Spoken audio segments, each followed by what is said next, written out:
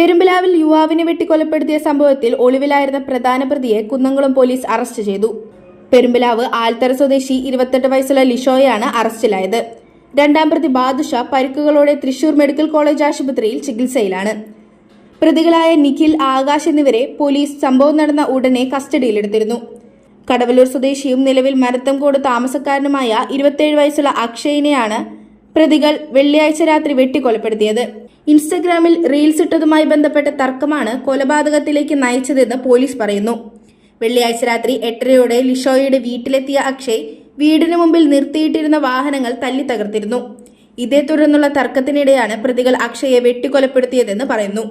പരിക്കേറ്റ അക്ഷയെ കുന്നംകുളം താലൂക്ക് ആശുപത്രിയിൽ പ്രവേശിപ്പിച്ചെങ്കിലും മരണം സംഭവിക്കുകയായിരുന്നു.